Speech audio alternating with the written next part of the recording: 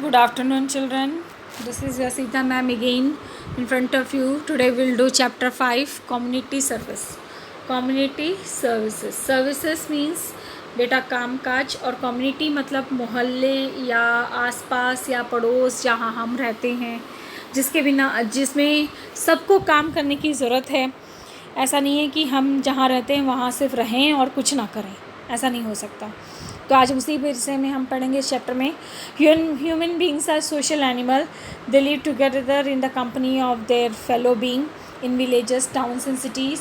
The members of the community live in harmony and work for the benefit of one another.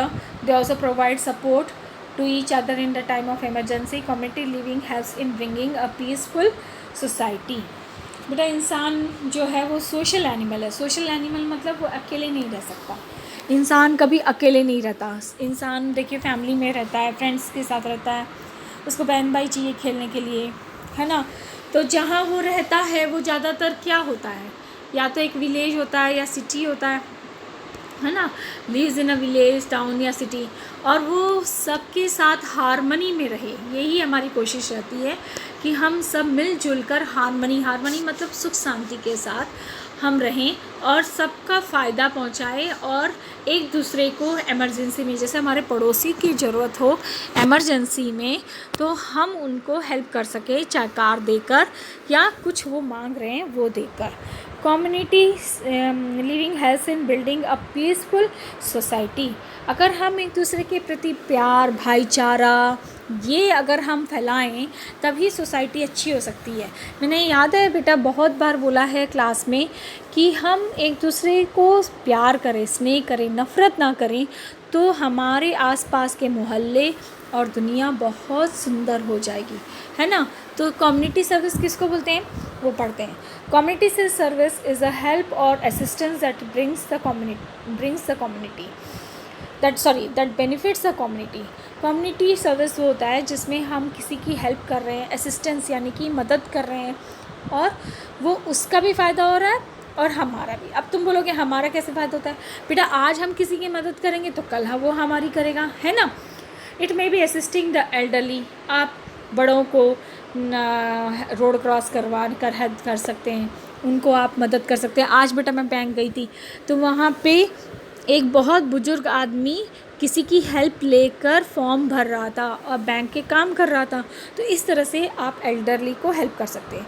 Participating in neighbourhood watch programme और beautification of the locality. मोहल्ले में कोई programme है तो उसमें पूरा बढ़ चढ़ कर हिस्सा लेना, उसमें ध्यान रखना, मोहल्ले की पूरी साफ़ सफाई का ध्यान रखना, ब्यूटिफिकेशन का ध्यान रखना, और तो और ये भी ध्यान रखना कि मोहल्ले में हम किसी के काम आ सकें वैसा होना चाहिए. Many people contribute to the community service programs by donating money and other service. कुछ लोग ऐसे होते हैं जो पैसे दे देते हैं कि मैं पैसे दे दूँगा, टाइम नहीं लगा सकता और आप करिए सोसाइटी में, है ना. सोसाइटी में कुछ मदद करनी है तो करिए, ऐसा. और ये जो सेटिस्फेक्शन देता है, पता आप किसी की मदद करो तो बहुत अच्छा फीलिंग आती है. हम एक अच्छी शिक्षा से पाते हैं और हम सबकी मदद करना चाहिए. ये ही कम्युनिटी सर्विस है. अच्छा, कम्युनिटी सर्विस आपको पता है कि ये मदद करना आज से शुरू नहीं है, ये बहुत पहले ज़माने से शुरू हुआ है. जैसे olden times से. कैसे community services in olden times. So community service always have been important part of Indian history and culture. People help the poor with money, clothes, food, shelter and looked after the sick. ये ना पुराने ज़माने में जो बोलते थे एक दूसरे की मदद करो, एक दूसरे को हेल्प करो, और दूसरों की मदद करना एक अच्छी संस्कार है. पता है आपको ये बेटा, ये जो ईद अभी रमज़ान का महीना चलता है ना, तो रमज़ान में ऐसा बोलते हैं कि आप हर किसी को खिलाओ पिलाओ और ना अपने दान पुण्य करो। तो इसमें कुछ भी दान कर सकते हैं, आप पैसा दे सकते हो, मनी दे सकते हो, क्लोथ्स दे सकते हो, फूड दे सकते हो, शेल्टर दे सकते हो। और ध्यानपूर्ण, अभी देखिए कोरोना पीरियड में सब कोई, आप देखिए कितने लोग गरीबों को खाना खिला रहे हैं, मुफ्त में पानी बांट रहे हैं, चावल बांट रहे हैं, है ना, ताकि लोगों को हम हेल्प कर सकें।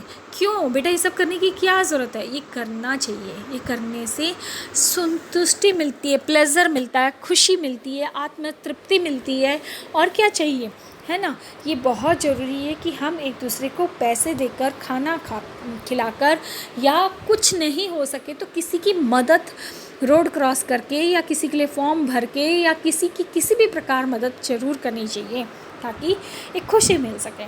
In earlier times the Kings and emperor took up many projects for the benefit of the common people, like helping the travelers, planting the trees, digging wells, etc.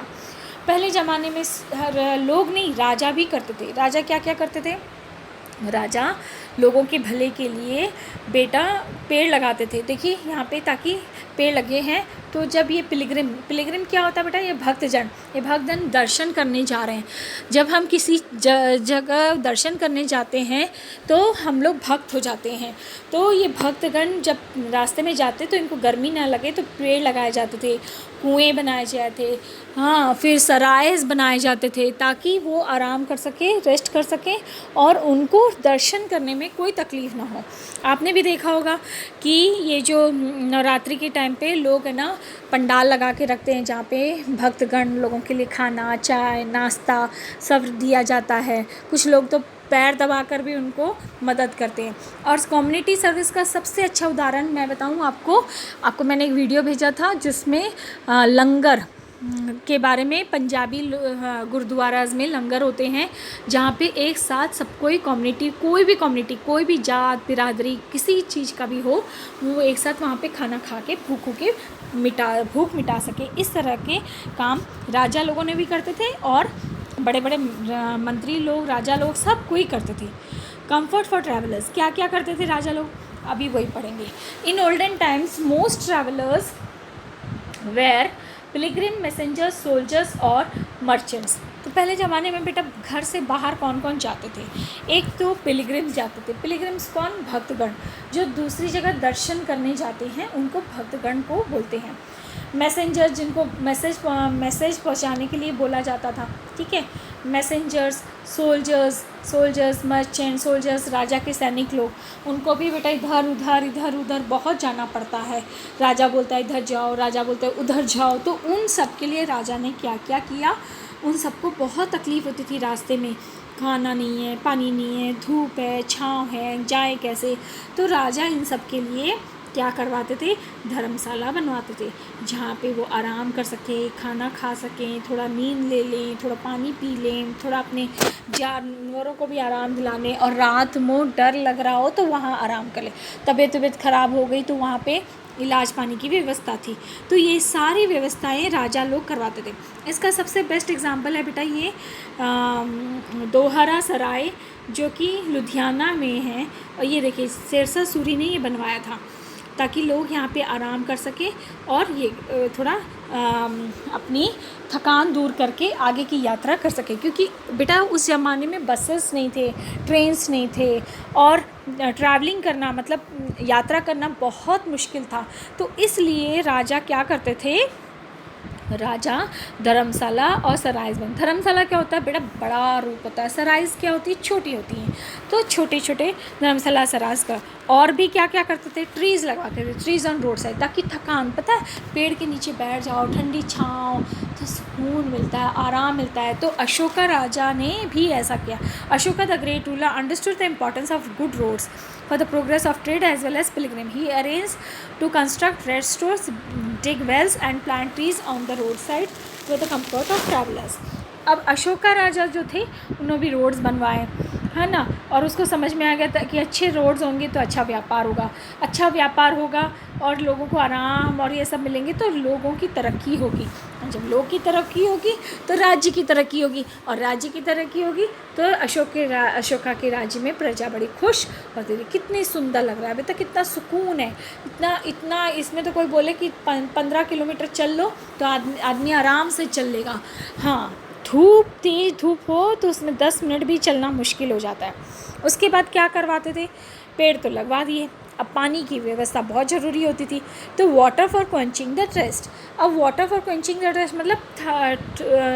मतलब ये थे कि प्यास बुझाने के लिए राजा लोग क्या करते थे, तो प्यास बुझाने के लिए राजा लोग धर्मशाला और सराइज में कुएँ खुदवाते थे, लेक्स, रिवर्स, पॉन्ड, ऐसी जगह पे सराय बनाते थे या धर्मशाला बनाते थे कि पास में नदी हो या फिर कोई पॉन्ड हो या लेक हो। The resting rooms place have been far from the water, filled with requirement of water from wells to step wells, कुंड्स एंड सिसंद्रास। ये वाटर रिक्वायरमेंट की बहुत ध्यान है कि रेस्टिंग प्लेसेस जो होते थे वो पहले बहुत दूर होते थे, तो उनकी सुविधाओं के लिए वहाँ पे पानी भरने की सुविधाएं होती थी ताकि पानी भर सके। ये देखिए, ये है बेटा स्टेप वेल्स। यहाँ देखिए बहुत सारे स्टेप्स हैं, स्टेप्स मतलब सीढ़ियाँ, ठीक है, ये सीढ़ियों को बोलते हैं स्टेप वेल्स। हाँ, अभी हो सकेगा इसका एक वीडियो मैं आपको खोज के थोड़ी देर में सेंड करूँगी, स्टेप वेल्स क्या होती हैं और कैसे काम करती हैं, ठीक है। Wells were the main source of water for drinking and other purpose. पहले कुएँ ही थे, हर घर में पहले पता है कुएँ होते थे, कुओं में पानी को डीप नीचे पानी बचा के रखते थे, और स्टेप्स वेल्स राजा लोग बनवाते थे। इसमें ना रेन वाटर, पानी जो बारिश का पानी है वो यहाँ जमा कर दिया जाता था। Provide water to the people and the palaces during the dry months. जब बारिश का मंथ ख़त्म हो जाता था और सूखा पड़ता था, तब इन पानी की मदद से अपना गुजर बसर करते थे। ऐसे स्टेप वेल्स आपको गुजरात और राजस्थान में बहुत मिलेंगे, जहाँ पे इतने बड़े बड़े हैं, जैसे 5 to 7 स्टोरीज़ मतलब तल्ला तक ऊंचे डीप वेल्स हैं, और ये इनको वाटर टेम्पल्स ऑफ इंडिया बोलते हैं। वाटर टेम्पल्स हैं इनको बोलते हैं। पता है इन जगहों को, ऐसे स्टेप वेल्स को बावड़ी, बाव, ये देखिए बावड़ी, बाव, बावरी, बावली, बावड़ी, ये सब भी बोलते हैं अपनी अपनी लोकल भाषा में। और दूसरा होता है कुंड्स। ये कुंड क्या होता है बेटा, ये कुंड है ना, ऐसे कप का जो सॉसर होता है, जैसे कप के नीचे ऐसे प्लेट नहीं होती है, ऐसी प्लेटें, हाँ ऐसी, ये जो कप की ऐसी छोटी सी है ना, तो ऐसी प्लेटों को कुंड बोलते हैं। A kund is a well that looks like a saucer with a cup on the centre. मैंने अभी आपको बताया कि कुंड कुछ नहीं है, एक बड़े से वेल टाइप के होते हैं, लेकिन उनका शेप क्या होता है, ऐसे इस टाइप की एक प्लेट, जो कप के नीचे जो प्लेट होती है ना, उस टाइप के कुंड होते हैं, ठीक है, शेप वैसा होता है। It is a underground water storage. ये जो ज़मीन के नीचे से कुआं का जो पानी आता है उसको प्लस रेन हार्वेस्ट वाटर को बचाकर यहाँ पे रखा जाता है। ये गुजरात में और राजस्थान में बहुत मिलेंगे आपको। ऐसा ही एक सूरज कुंड है फरीदाबाद में, हरियाणा में, जो आज भी बहुत फेमस है, लोग वहाँ पे देखने जाते हैं। दूसरा आता है बेटा सिसंद्रास। ये सिसंद्रास क्या होते हैं, ये ट्यूब लाइक स्ट्रक्चर्स होते हैं, टब लाइक स्ट्रक्चर, यानी कि ये टंकियाँ जैसी, ऐसे टब जैसे टंकियाँ होती है ना वैसे। और इनमें क्या किया जाता है, इनमें ना सिसंद्रास, ये कर्नाटका की, देखिए आप चौराहे पर आज आप ऐसे रोड के जो चौराहे होते हैं ना बेटा, यहाँ पे इस तरह से लगा दिए जाते हैं। कभी 2 चौराहे पे, कभी एक जगह, कभी चौराहे में कहीं पे भी एक जगह 2 जगह लगा देते हैं, ताकि इन सिसंद्रास से पानी पी ले, या फिर कोई भी पानी पी ले जो वहाँ पे ट्रैवल कर रहा हो, एटलीस्ट पानी के मारे वो मरे नहीं। सिसंद्रास पानी पता जीवन देता है, पानी सुकून देता है। अभी कितनी गर्मी पड़ रही है, आप देख रहे हो बच्चे लोग, इस गर्मी से पता है एक ही चीज़ हमको राहत दिलाएगी, कोल्ड ड्रिंक्स नहीं, पानी। कोल्ड ड्रिंक थोड़ी देर अच्छा लगेगा, लेकिन पानी से ही प्यास बुझती है, तो पानी बहुत ज़रूरी है। तो लोगों को पानी की मतलब वैल्यू समझ में आ गई थी, तो लोग पुराने समय से रेन वाटर हार्वेस्टिंग करते थे। ये रेन वाटर हार्वेस्टिंग क्या होती है बेटा, मैं इसका एक वीडियो भेजूंगी आपको थोड़ी देर में, आप देख लेना। Water harvesting is a technique of collecting, storing and using rain water for irrigation, drinking and other purposes. तो ये जो बारिश का पानी है उसको स्टोर करना, उसको संभाल के रखना ताकि हम इरिगेशन कर सकें, यानी कि पेड़ों में पानी डाल सकें, पानी पीने के लिए कम ले सकें और बाकी सब चीज़ों के लिए भी पानी का इस्तेमाल कर सकें। ऐसा ही है, ये देखिए ये है, नीचे से पानी नीचे चला जाता है और इस नीचे जाकर यहाँ पे जमा हो जाता है और फिर उसको ढक देते हैं ताकि पानी इवॉपरेट ना हो। India has well developed system of water harvesting. Each village has saved water to fulfill the requirement of dry months.